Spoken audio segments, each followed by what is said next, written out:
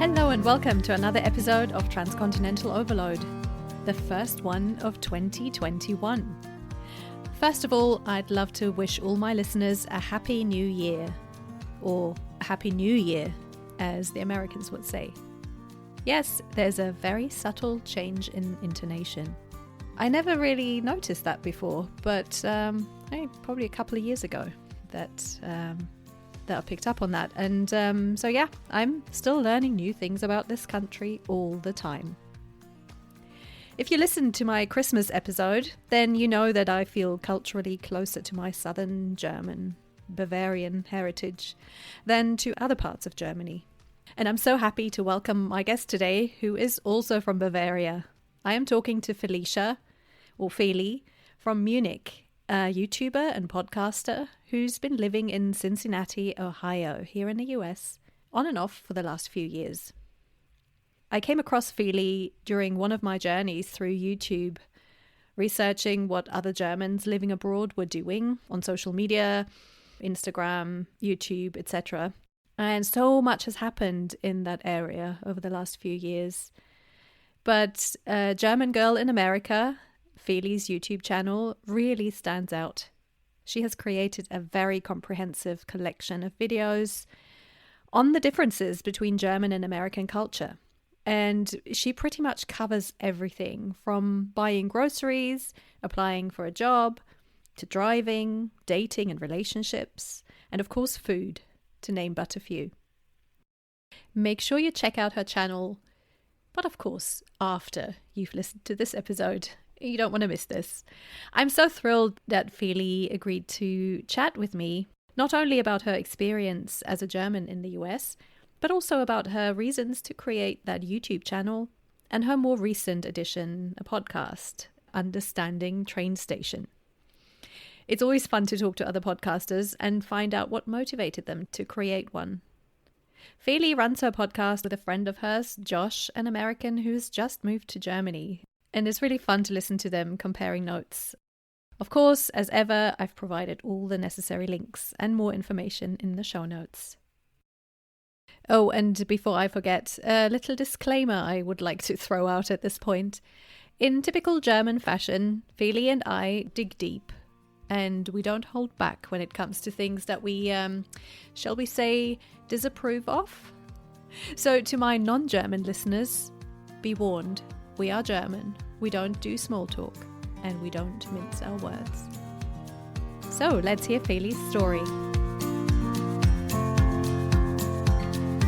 Thank you so much, Felicia, or Feli, for joining me as a guest on Transcontinental Overload. Thanks for having me.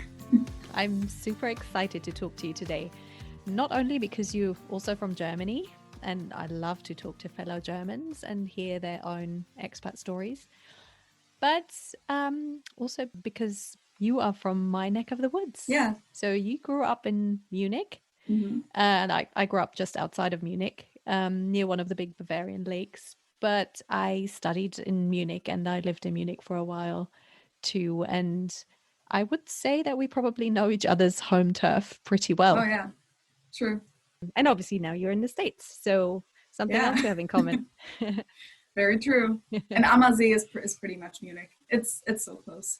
Yeah, I always say I'm from Munich. It just makes it a lot easier when explaining where I'm from. And but it's been so long now that Munich doesn't really feel like my hometown anymore.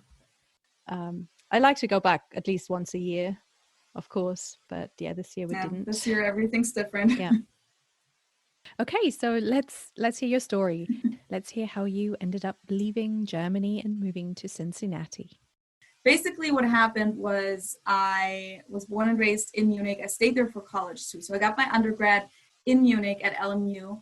And when I was almost done with my bachelor's degree, I already submitted my bachelor's thesis and everything. And I only needed like 1 or 2 more credits to graduate. I really wanted to go abroad one more time before I couldn't anymore. And so I looked up all the exchange programs that my department had, and I really wanted to go to the US or Canada. I just wanted this like American college experience. Mm-hmm. And so one of the programs was with Cincinnati, the University of Cincinnati, which is where I am right now. This is where I live in Ohio. And I applied, I got the spot, and I went to the University of Cincinnati in the fall of 2016. Okay. And I was in the electronic media program, which was a really, really cool program because it's very hands-on and not very university-like. For me, it was very different compared to what kind of classes I had at university in Munich. And I had a really great time. I was here for 5 months, and I also fell in love, which was also a big part. So I fell in love with both the culture and a person here. So that was part of the motivation for me to come back. So after that, I went back to Germany because like my visa expired and everything. My semester was over. Went back to Munich for a little bit, or not just a little bit, like 9 months or so. But throughout that time, I was constantly looking for ways to come back to the US. And so I then came back for an internship, then again went back to Germany, and then came back again here for my master's. So then I got a master's degree in German studies, where like I pretty much only did that because they had a free spot for a graduate student, and that came with a full scholarship and everything, and a teaching assistant position. And I mean, that's something I think for us Germans, the college fees, that's just something so incredible and something that we don't really even think about because we get to go to school for free pretty much in Germany. And so when you hear people talk about college fees here and the student debt and all that, it's a bit daunting. And so having a scholarship is amazing. So of course, it doesn't really matter what you do, right? It's like as long as you get that, and it's one of the things in this country. It's people don't really pay that much attention to what you actually did at college. It's more important that you do something, or where you go. And if you stay up into this program and did this program, then that's good enough. Because it always baffles me when people tell me what they did at college, and you think, but now you're doing something completely different.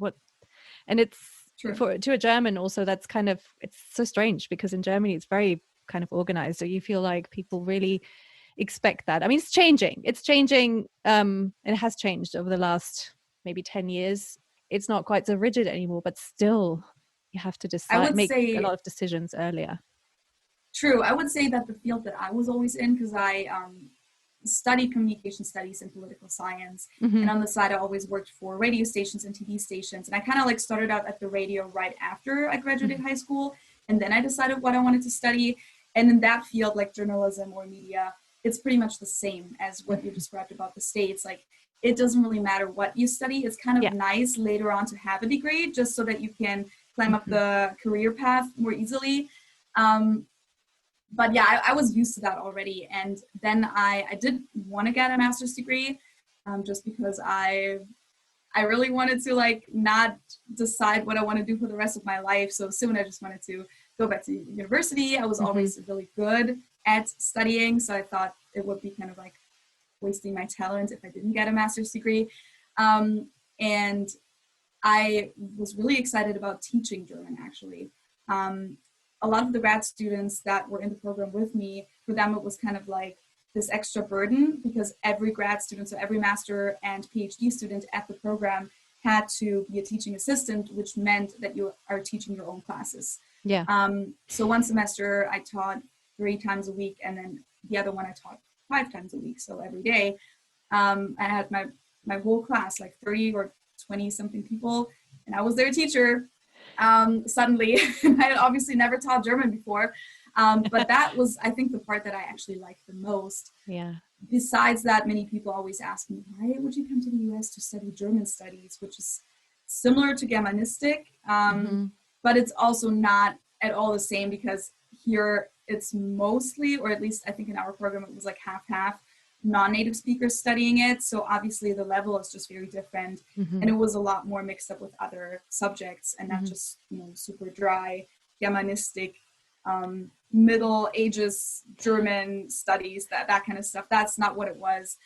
But yeah, to get back to my story, that's how, they gave me a scholarship and a degree and also a visa, because as a student, I think it's one of the easiest ways to get a visa if you were accepted to university, of course. Like, that's the first hard part, and being able to pay for it. But a student visa, you can get that pretty easily once you Yeah. have a spot. Yeah, and I, as I said, I was looking for ways to come back here, so that was a pretty good way.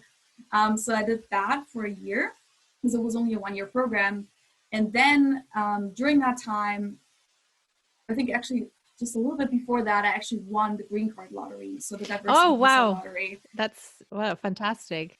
Yeah, I took part in it once and I won. And so after I graduated with my master's degree, Yeah. I stayed here for a little bit longer on my student visa. And then I basically switched that status to being a permanent resident with the green card.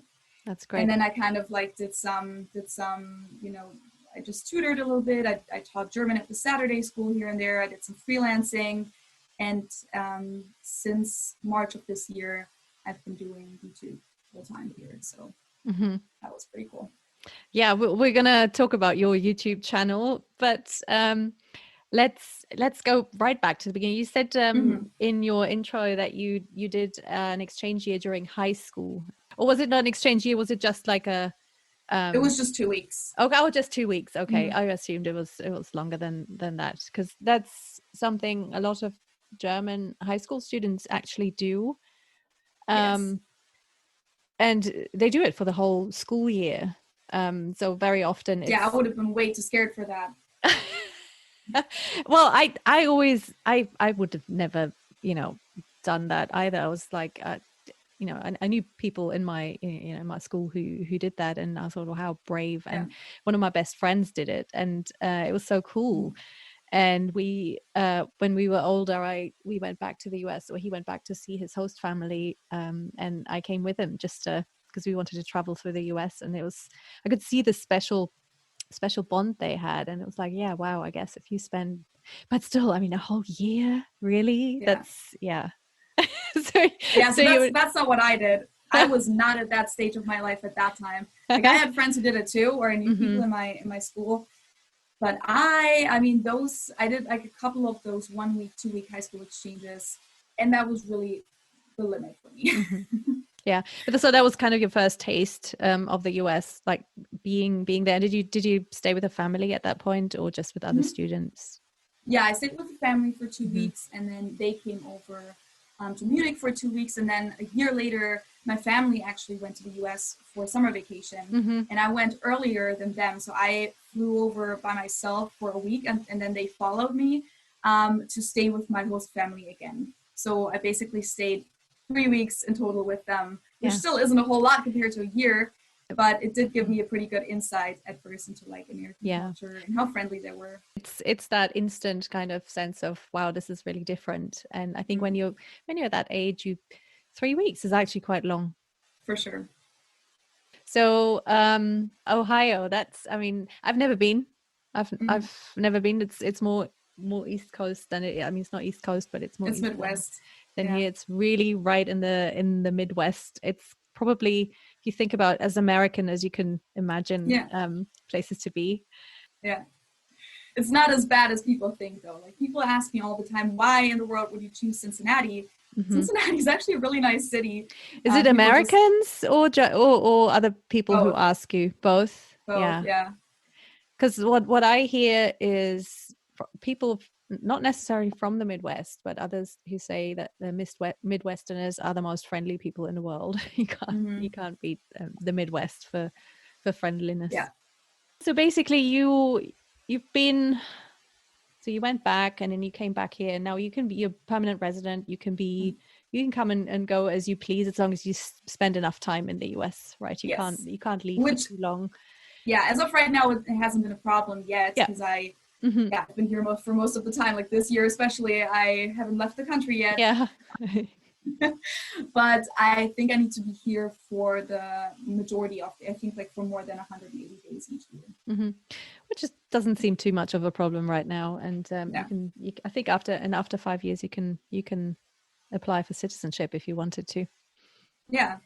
So you were basically a student, and then how did you come up with your idea for the YouTube channel? Because obviously, so you're doing like German studies and all that, so you constantly, every day, you're confronted with cultural differences, linguistic differences, funny language stuff and just interesting things. So how did you come up with the idea for your YouTube channel? So I actually started that way before I did that master's program in German studies. But it was still, like you said, basically as soon as I got here, like in the first few weeks, I obviously started noticing all these cultural differences and constantly thought about it. And at that time, I had already been watching those other YouTube channels for a while by Americans living in Germany. I don't remember how I discovered them, but somehow I discovered one of them. And then like I kind of went down the rabbit hole and like discovered all of these Americans. Which ones have you watched or followed? I think the first one that I found, he is not active anymore. And I think another one isn't active anymore either. So the first one was Sam Walton, who was I think definitely like younger than me. He was in high school at the time and his family moved to Germany. His dad's job, I think. And then like Donna Newman, who also lives in Munich. She was the first one I followed. Yeah. Yeah. Who else? Let me think. Because I don't remember the order, but Haley Lexus.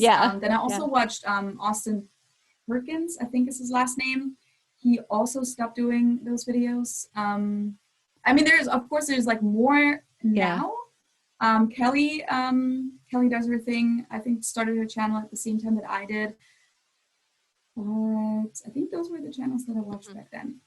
Yeah. And so, I mean, I already had a fascination for those kind of things, I guess, before I even came here. And then, of course, like I discovered all these little things and I started my lists of like, ooh, the faucet is different and the shower is different and the dishwasher is different or whatever, like those kind of things. And I just like made all these lists and I talked to my friends and family about it all the time. Like my American friends, I would explain them how things are in Germany. My German friends and family, I would explain them how things are here. And then I did already pretty quickly have this German community in Cincinnati, because Cincinnati is a very German city. So there's just organizations everywhere, pretty much. There's German restaurants everywhere. It's that Midwest, like I told you, like I have family there somewhere. And it's the German triangle. Milwaukee's part of it is Milwaukee, Cincinnati, and St. Louis are the German triangle, where most of the German immigrants settled. Yeah. So it's so interesting. They're down here in Texas too. And I always think like, how did people come to Texas? Maybe in the summer and then decide that was a good idea. Yeah, and there's this Texas German dialect too, right? Crazy. Yeah. Oh yes, yeah. There's the amazing video. I think that's just gone. I think it was shared on various channels last year about like people still speaking that, and it's just I just love all that. I really do. It's just, and I love people who are, going back, and even though they've never been to Germany, and they go back into their family's history and find out about all these things.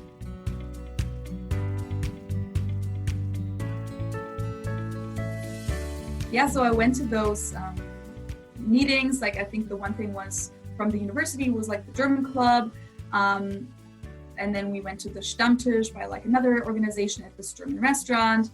And yeah, through that, I kind of like met a group of people of Americans who were fluent in German, who spoke German, or a couple of people who were both American and German, or other German exchange students. And with that community too, I kind of like, they became really close friends of mine. And so we talked about those things all the time too, obviously. And that was a really good place for me to ask a lot of questions because they could relate to so much. Yeah, kind of like a sounding board.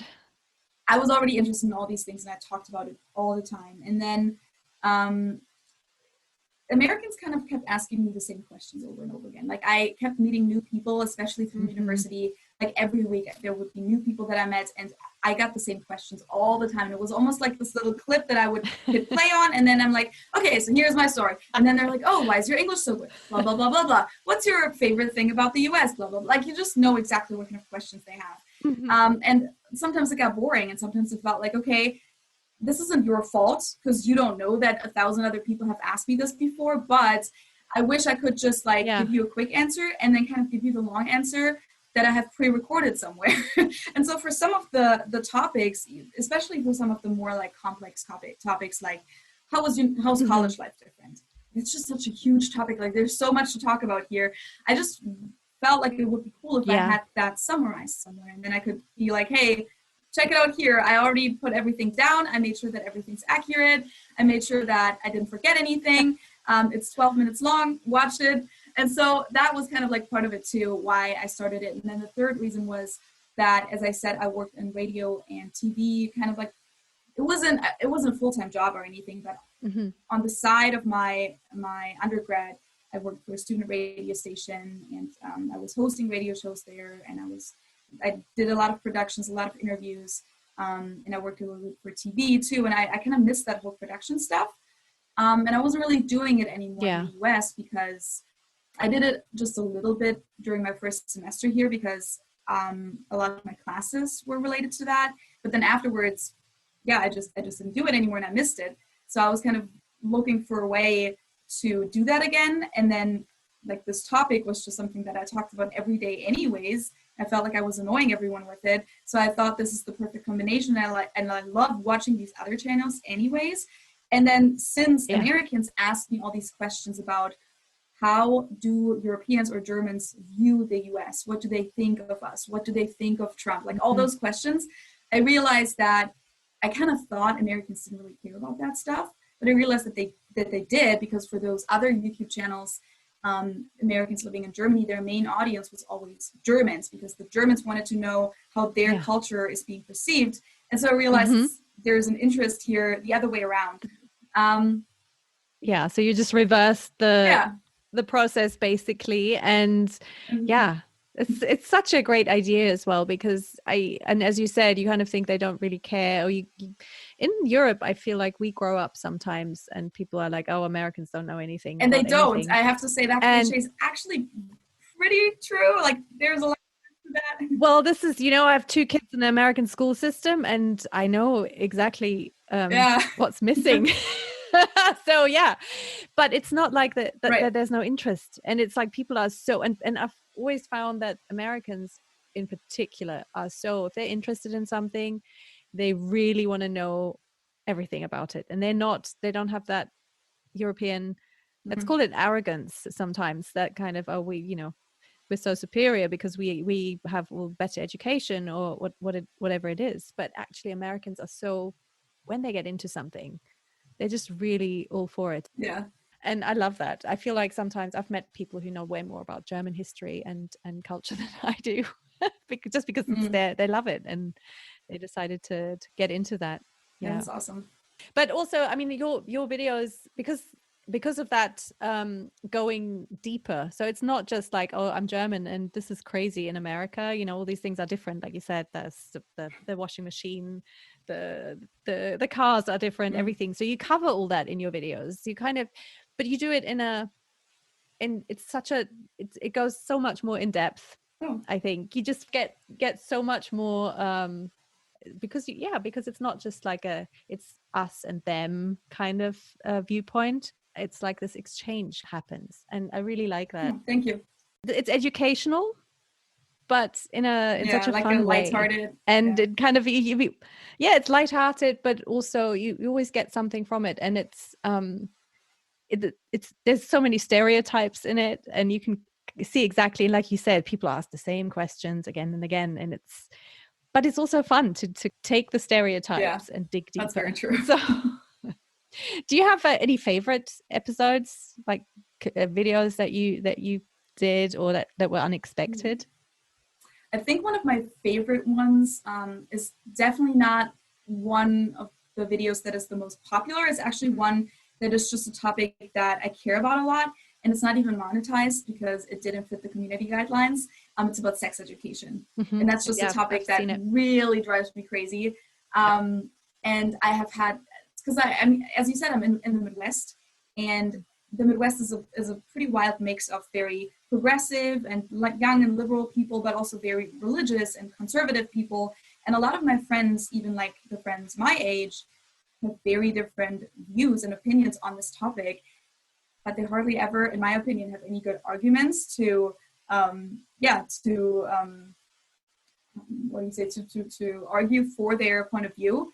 And so I kind of really wanted to dig deep and find all those statistics that really prove that, in my opinion, the way that we handle it in Germany is definitely better than the way that it's handled in the US in a lot of ways. It's obviously not the same at every school in the US, but just this overall thing with like abstinence only. It's a very different approach. And as I said, I have two kids in the American school system. Well, one graduated last spring, so she's done. But the other one has just started high school, so she's a freshman. And sex education is handled really badly down here in Texas. I mean, a lot of people are very religious and have their kind of I don't want to say opposed to sex education, but there are so many different approaches, and schools very often cater to that, in my opinion. And it's scary. I remember getting letters all the time from teachers saying, sign this if you are okay with your child being exposed to these kind of things at school. And what kind of things? Are they like pretty harmless things? Yeah, I'm really, and even when I think one of them was in a film club, and there was some movies they were watching, which, you know, okay, maybe there was some nudity in that, and they had to send us a letter to, you know, that we had to sign, and we could also have the option of not letting them do it. And even for sex education, you could kind of opt out. So you could basically, as a parent, say, no, I don't want my child to have sex education at school. Yeah. And this is to someone growing up in Europe and in like Germany, the Netherlands, all those countries where it's like we have sex education from an early age in elementary school, and just kind of age appropriate, but it's always there, and it always everyone talks about it, and that it becomes something completely different here. And I see that in the teenagers. They don't what they know is from friends and the internet. Yeah. And I can tell you from my personal experience talking to friends my age, I mean, this was like back then when I first came here, so like 4 years ago, I definitely had some friends who were like a little bit younger than me, 19, 20. But, you know, as friends, you sometimes talk about those kind of topics, talk about sex. And I was shocked by how little they knew, even though they were at an age where they could educate themselves. But first of all, it was hard for them to talk about those kind of things. And with my German friends, I would talk about those things easily. Like it was no problem at all. Nothing, you know, it's not a taboo at all. But then also they didn't know things. And I kind of like taught them things, and I felt weird in a way. Yes, it's just not right. You think, no, we should. Like I explained certain like body functions, and it kind of like ended up in an awkward conversation. I kind of thought this would be like a fun little, you know, girl to girl dating, like how's your dating life going talk, and that's then not what it was, and I was very surprised by that.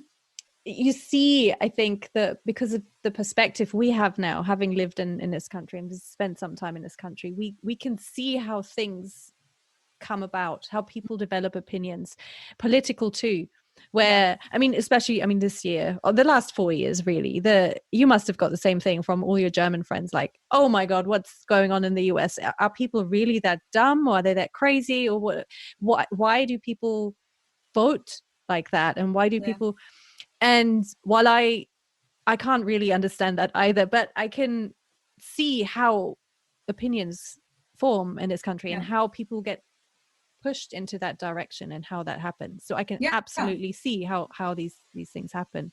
Yeah, it's the same for me. And then also, like, as I said, I have some close friends even that I spend a lot of time with and that I have a lot in common with, except for those things. And it's not just the sex education, it's also, as you said, politics in a lot of cases, and even things like evolution, or people, like sometimes people here feel like they have the right to just not believe in certain things. Or like I've had conversations with people where they were like, I don't believe in the gender pay gap, where I just feel like, can you please just look at the numbers? It's not a thing that you believe in or you don't believe in. But that's like a thing that even people that I'm close with sometimes believe. And the first times that I found out about that, like some close friends would say, like, I don't really believe in evolution. I feel like, that was not even a thing that fit into my worldview. Like, I didn't think that people could actually, like smart people, normal people could actually have that standpoint. Yeah. it's so interesting because you look at it now from a different point of view, I think, because you live in this society, you're part of it, and yet some things are just so alien and they will never be normal. I mean, I've kind of gotten used to it now. Like now when someone says that, you know, they don't believe in certain things that I believe in, that in my opinion are based on facts, I'm not surprised anymore by that. Yeah. I still don't really understand it, but I'm not surprised anymore. No, and you because you see it happen, and you see how I kind of feel like, because we moved here and my younger ones started elementary school in the US, so I've kind of been there from the start. I could see how school and, you know, pledging the Pledge of Allegiance every day and that kind of thing, how that shapes kids and the traditions and everything. And I mean, that's the same in every country. You know, school has a massive part of to play in the whole thing, but I felt like I could watch it happen from the beginning because I was right there, and to see how you know what the curriculum was all about. And I mean, we were in California to start with, so that was different, and Texas is another. All the states are very different in terms of curriculum. Yeah, so that was really interesting just to see, and I could just see why American teenagers are the way they are because of all this. Whereas before moving here, it was just, I don't know, obviously didn't really know, just had this typical view of everything being kind of bad and it's inferior to the European education system and things like that. And now I feel differently about the whole thing. I can see the pros and cons more for both sides, I think.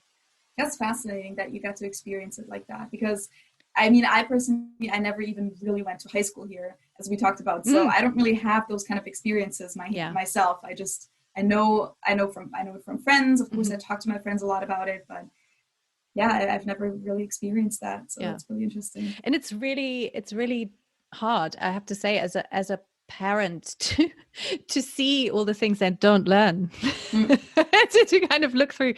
I mean, they do a lot of stuff too, but there's so many things that are, you just think, well, they should know this at this age. They should know like this. What, and for they example? Don't. Like history, for example, history, geography.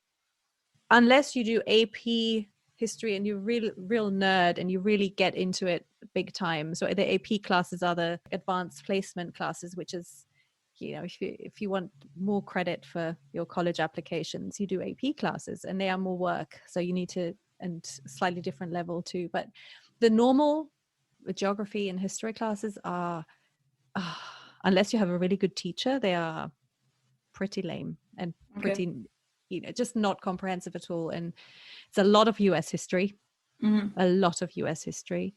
You have to take 1 year of world history in the 4 years of high school. Oh, that's 2 semesters for the whole world. For the whole world. And I mean, that's just not good enough in my book. True. Don't get me wrong. I mean, there's so many good things about the US school system, and they have these amazing electives that count towards their grades and credit, and there might not be enough academic focus on things like history maybe, but there's so much else, and they have so many choices when it comes to sports and other events, school events that are really cool. So I love that. I guess pros and cons everywhere. Yeah, that's true. Sometimes I'm just really baffled by the way things are handled in general. And I remember going to this parent-teacher evening once, and the geography teacher, who was also the football coach of the school, and remember, history and geography are considered the not so important subjects, basically said, don't worry about this class, your kid won't fail.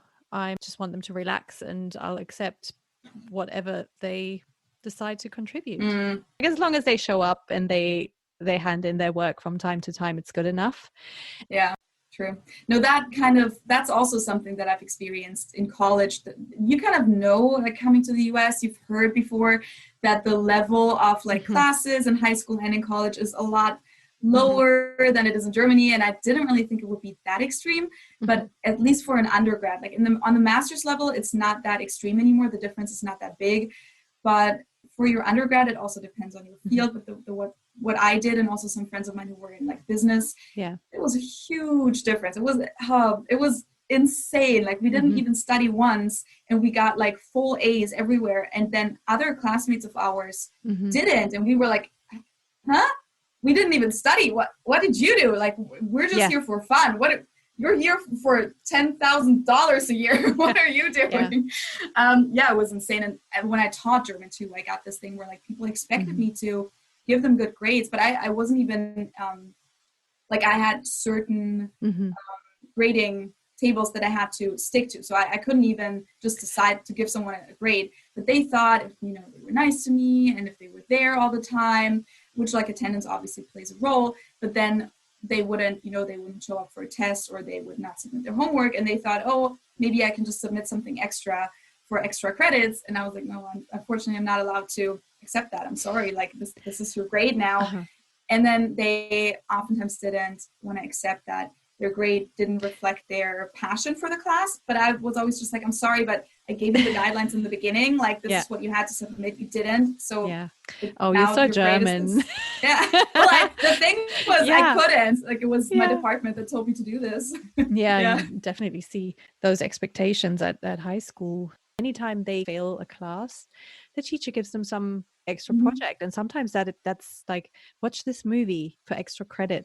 Right. And that's not a thing in Germany, right? You think that's just not, I mean, great. Yeah. No. But on one level, but no, you can't, I mean, you couldn't. On the other hand, I really appreciate the fact that it is such a, it's a leveler. So high school is for everyone, and it's not, you don't go through it's like in Germany where it's very kind of segregated. What high school you go to, it determines your future path and all that kind of stuff. I don't like that system. And I really, and I never wanted to, when people have said to me, well, are you going to move back to Germany? And I've never wanted my kids to go through the German school system. I mean, there's so many great things about it, but that to me was always a real stress factor that I really didn't like. And you at high school, if you are more passionate about learning and education, you can take the harder classes and all that, but everyone learns from the internet these days anyway, watching YouTube videos, right? That's how we get true.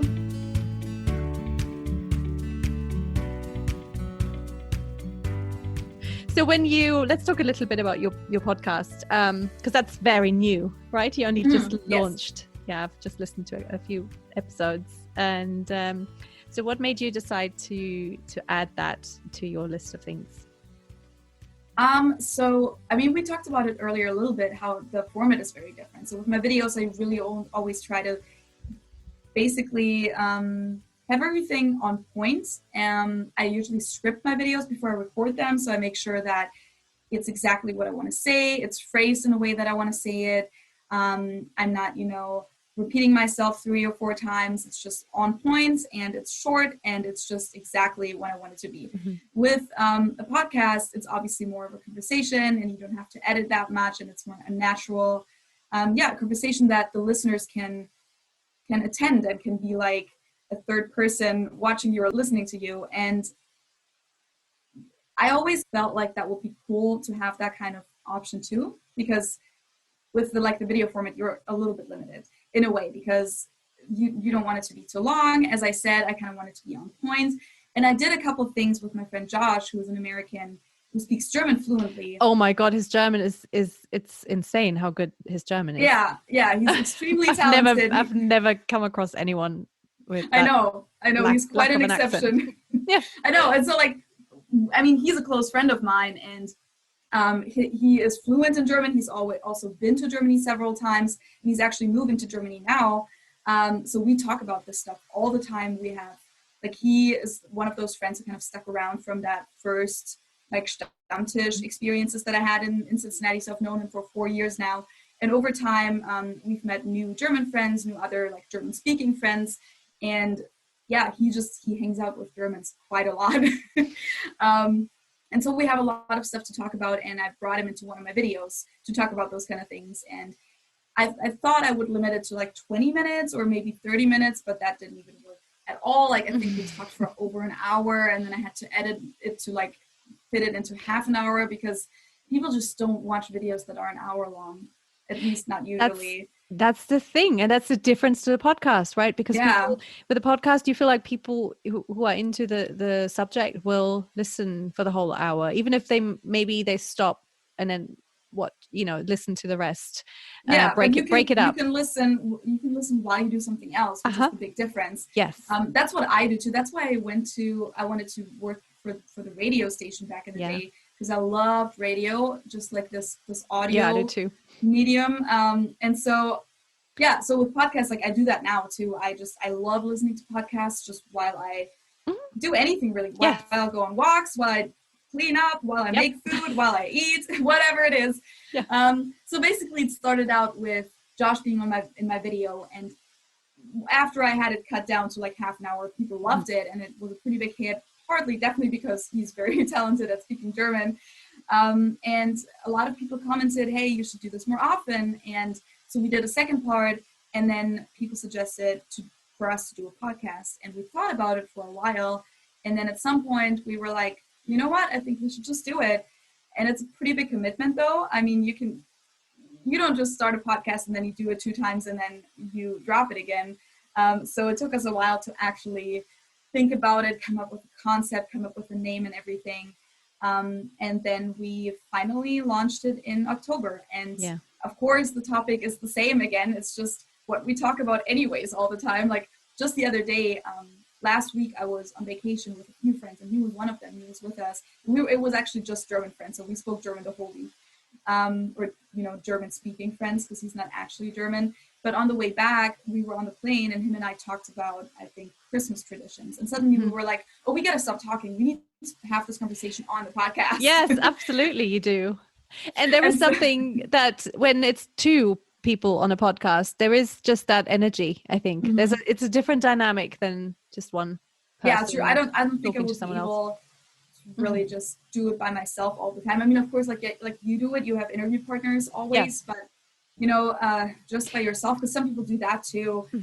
I don't think I would enjoy that all that much. For me, I mean, basically the reason why we ended up doing it then, like, because we thought about it and we thought it would be cool, but for me it was also just this perfect addition to my channel. I just thought that those people who are really interested in getting even more content are going to be interested in switching over, and I don't have to basically spam my main channel with like all this super long stuff that doesn't really fit into my usual format, I guess, my video format.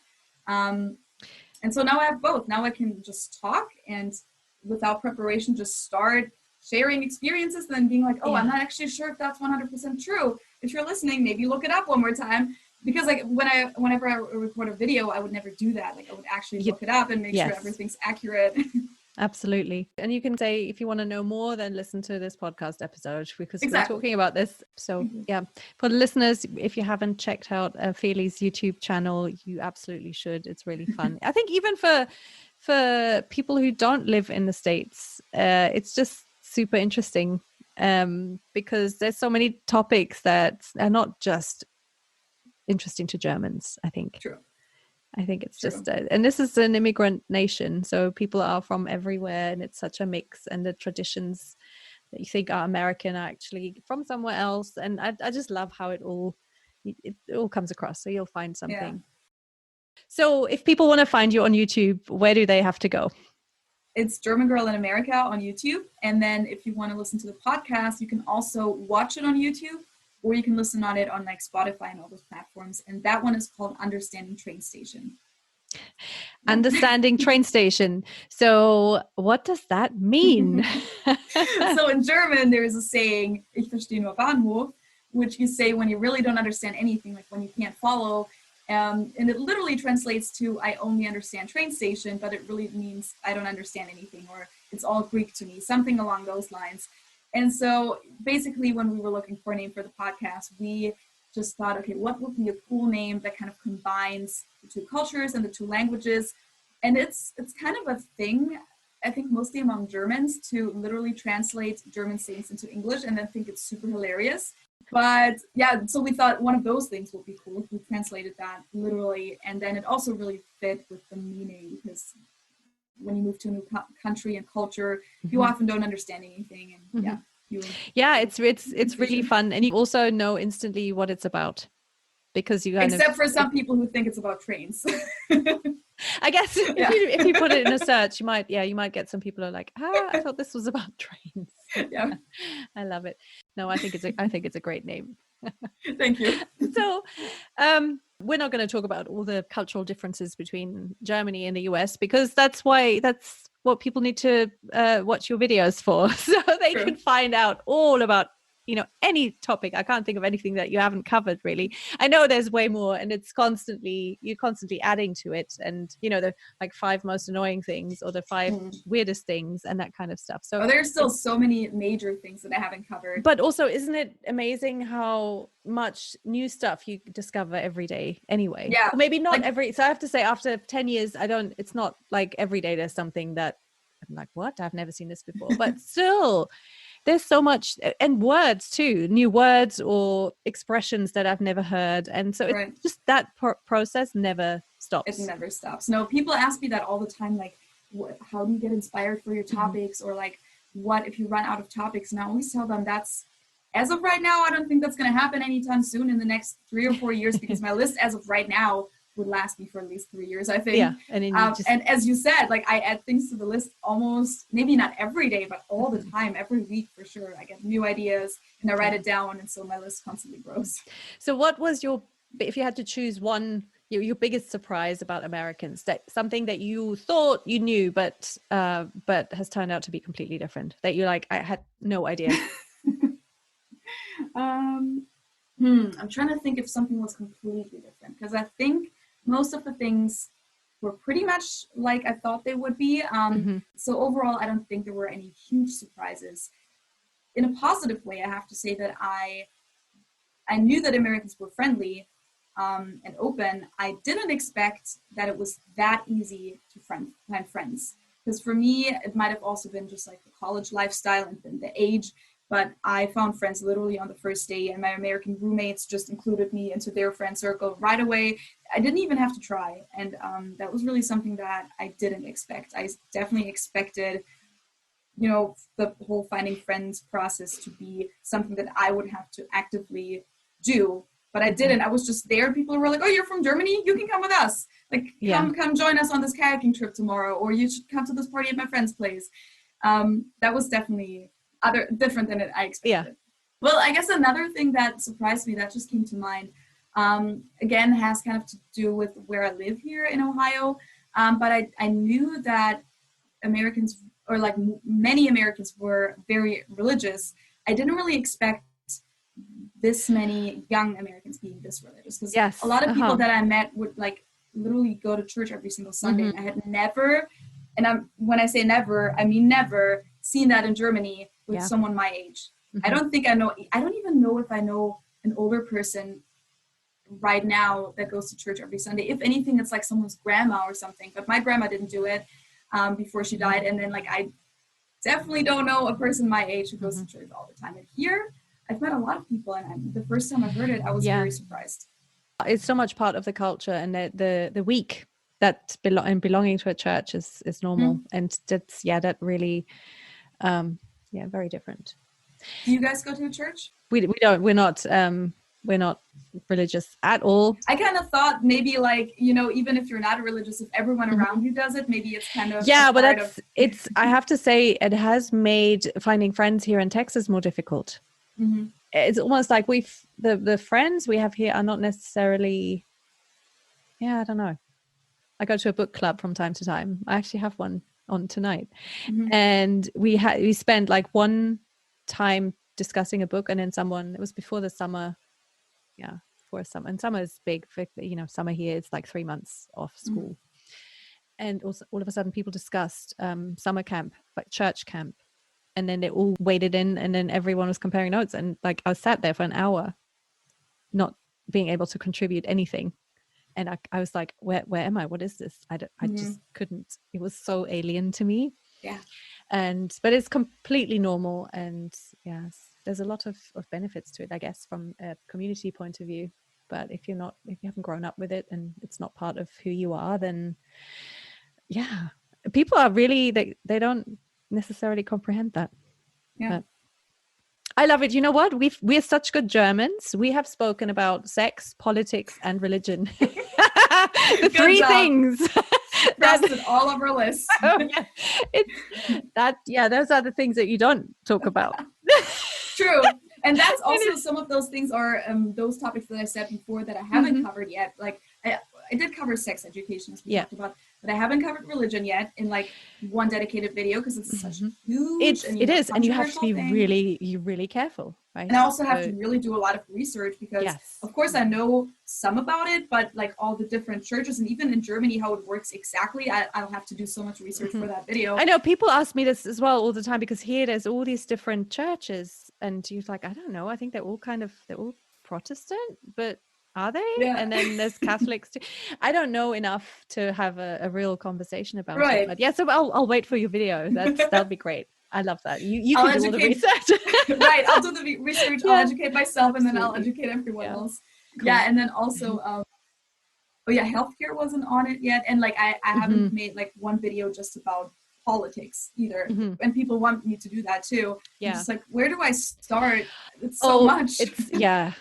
You'd have to probably frame it really carefully and kind of like really from a completely outsider's point of view. Yeah.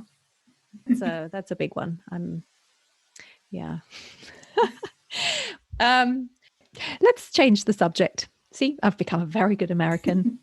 What do you miss the most from Germany? Well, I mean, the classics. I miss, like, food is definitely on the very top of my list. Bread. And by that, I just recently realized that whenever I say bread, people just picture this like dark rye bread. And that's not even what I mean. I just mean regular, like the variety of bread. I even just mean a wheat bread roll. Like even that, not simple. Doesn't have to be dark and dense and hard. It's just, the quality is just very different. So bread in general. We're so used to different types of bread. And we have a really, really good German bakery here that also does beer. They're fantastic, but it's very limited. It's just not, you can't compare it. Yeah. So. And like here, there's like people tell me all the time, oh, you can get German bread here. You can only get like the sourdough bread and it's like $10 a loaf. And I don't miss it that much. Like I just miss that on the go. I can just grab like, a Butterbreze or something or belegte Semmel. That's just kind of what I miss, I guess. Or like at my parents' place, they always have like a bread basket with like some rolls, not always, but like sometimes with some fresh, pretzels and rolls, and I can just grab something when I want to. So that, and then dairy products, honestly, yogurt, cheese, anything really. I don't think Americans are very good at that. And besides that, I think I kind of miss getting around more easily because I know it's the same in Texas, but I mean, I have a car now and I have to drive everywhere, but I do miss just walking places or cycling places. I miss my bike a lot. And if I got a bike here, it wouldn't really make any sense because there's no bike lanes and I'd be the only person. And then I would go somewhere and my bike would be the only bike on the entire street, just at this pole. And it wouldn't work. So I miss that.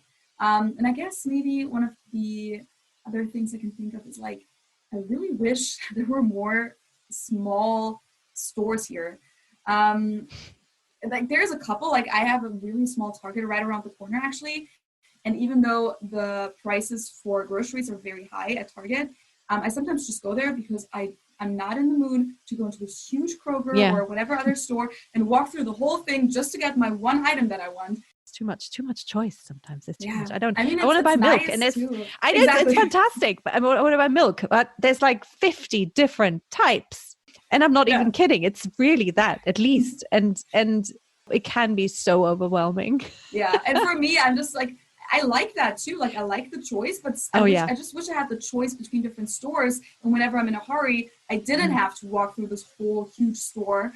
Yeah, sometimes. It's funny that when you're in Germany, you go shopping and you're like, is that the only brand you have? Exactly. You're like, oh yeah, that's right. We're in Germany. Yeah, true. Well, one more thing that I also mentioned a lot in this context. It kind of sounds like I'm bashing Americans, and I'm not in general at least, but I think overall, I sometimes miss German reliability. I just miss that people here can just not show up to a party. And that's the thing that people do a lot. People bail a lot, people talk a lot and then don't follow up. And that can be cool and that can be great and people are spontaneous. But at the same time, people sometimes aren't very reliable and also, unfortunately, sometimes as loyal as Germans. So I think in some situations, that's also something that I miss. Mm-hmm. It goes a little bit deeper, I guess. Like in Germany, when you've actually cracked the shell and made friends, then you can rely on them. Yeah. I'm glad I have my good German friends, but I love the day-to-day happy, smiley, open Americans. I agree. I mean, that's why I'm here too. Like, I love this culture. It's just from time to time, especially when there's like harder times, you realize that sometimes it would also be nice if this whole like happiness and like it's easy to make friends thing that came with some more reliability or Well, we're trying to create that, aren't we, by living in a country that's not ours and mixing it all up and trying to bring a little bit of us into this culture and taking a little bit of their culture back with us. What don't you miss at all from Germany? The judgment. Yes. Oh my God, that was so fast. Judgment. Yeah. And there's more. I mean, like, the grumpiness, just the opposite of what you experience here. Kind of the pessimism sometimes would also goes together with the judgment. Let me think. What else? I think just like people aren't very spontaneous. This also is what I just said about Americans. I love this here. I've had so many nights. The thing is, right now it's not really happening, of course, but one of the main things that I love about the US is like has to do with the social life. And so I've had so many nights here or weekends or even trips that happened super spontaneously, like where it was like Friday afternoon and there was like a free concert in the city, like downtown. And I would hit up some friends, and at the end, we suddenly, within an hour, we were like 8 or 9 people going to that concert, and we had the time of our lives. And then we would meet up with other friends later in the bars, and then we were this huge group having a really amazing night, and it wasn't even planned at all. And whenever I go to Germany, like I get reminded of how different it is there, even though I'm still, fairly young. I'm still in my 20s. People have everything planned out. Like sometimes I have this one friend who, whenever I go back to Germany, she asks me weeks in advance when I'm free, and then she asks me what time, and then she makes a reservation for brunch or something that's literally like a month away. And I'm not used to that anymore. Like, I don't know if I'm going to be in the mood for brunch. Then I've become kind of Americanized with that. So I think that is something that I never really liked in Germany. I always wanted to be spontaneous, and people around me never were. And so whenever I wanted to be spontaneous, everyone was already booked out. So I don't miss that. Yeah. What do you, if you had to pick one thing, what do you love the most about the US? The optimism, the openness, the lack of judgment. So basically the opposite of what I just said, kind of. It really inspired me because I think I'm I don't know if self-conscious is the right word, because I'm not actually a self-conscious person, but when other people tell me something, I used to, at least when I was so younger, I used to always believe that 100%. So when my parents told me, oh, that was good, but I would think, oh, I sucked. And so I think it's just the kind of personality that I have, that I needed this kind of environment to just gain this kind of extra confidence and to start really not caring anymore what other people think. But the great thing is that here people encourage you so much. And I had never experienced it like that in Germany, because when Germans do that, it doesn't even sound honest anymore. I'm exactly the same. I'm not a very, I know what I can and can't do, but I get very easily intimidated by criticism. And I think when I was, and now not so much anymore now, but when I was younger, definitely. And so to me, it was exactly the same. Just feeling I can try crazy stuff here. No one's going to judge me for it. This is awesome. Yes, I know. That's what I love. I think that's one of the main reasons why I stayed here, because I was like, wow, I can do whatever I want. And I don't think I would have ever started a YouTube channel in Germany, because I already know what everyone would have said without even being asked. They would have been like, oh, why? What's your goal with this? Who do you think is going to watch this? And I didn't want to think about that. I was just, I'm going to start this because I want to. You know why? Why am I doing this? Because I want to. And it's none of your business where this is going or if this is going to fail. But many Germans can sometimes, on top of the judgment, they kind of put themselves in this position of your guardian almost, and they want to like think about all the things that could go wrong for you, even though it's not even their life. And that's just something that I always hated. Yeah. And then they put that thought in my mind, and then it's in my mind too. And I don't want it to be there. Like, I don't want to think about it. But then also it's nice when you get people from Germany then complimenting. True, because then, they mean it. So yeah. Well, we've been talking for a long time, I know. I always love to finish my episodes with something like a little something that you do or cook or a little ritual, tradition, whatever you have when you miss Germany and when you want to feel that connection, but you can't be there. Is there anything that you do? I think since in Cincinnati, there's so much Germany here, basically. I really like just getting some Munich beer, Augustina. You can even get it like, there's a German restaurant right where I live pretty much, and it's really old. It's like from 18 something or 17 something even. And they have a huge variety of German and also Bavarian beer. So I really like that. We also have a Hofbrauhaus here, which of course isn't like, it doesn't actually totally feel like home, but it kind of feels like home a little bit. It's better than McDonald's. So I like going to those kind of places. And sometimes, I get Käsespätzle at Hofbrauhaus. And besides that, I think I just do, normal things that everyone would do when they miss home. I talk to my friends at home. I just talk to my friends in German for an hour. I watch German movies that remind me of home. Yeah. I don't have like a secret for that. I guess just food and beer. And I guess, I mean, you're creating your YouTube channel is kind of scratches that itch too, because you have to deal with Germany and all the time, all the time. So you've made it your job. So yeah. Amazing. Well, Feli, thank you so much for taking the time. This has been a lot of fun, and I know we could probably talk for a few more hours easily and compare notes. Thank you so much. This has been great. And I will link to all your channel and the podcast and everything in the show notes, so people can find you easily. And thanks for having me. So that was my conversation with Feli. We recorded this just before Christmas, and Feli was about to jet home to Munich for the holidays, which made me insanely jealous and then prompted me to record my Christmas special. It's always super fun for me to edit an episode a few weeks after recording, because I tend to forget so much of what gets covered in an episode. I was quite impressed with our range of subjects, and also how we managed to be pretty outspoken in true German style, but at the same time restrained enough to respect that American side of things, where you don't just rip into something or someone. Anyway, I really enjoyed my chat with Feli, and I hope you did too. Make sure you check out her channels. So that's it from me for today. Stay safe out there, whether you're in a locked down country or not. Hang in there, look after yourselves, and see you next time.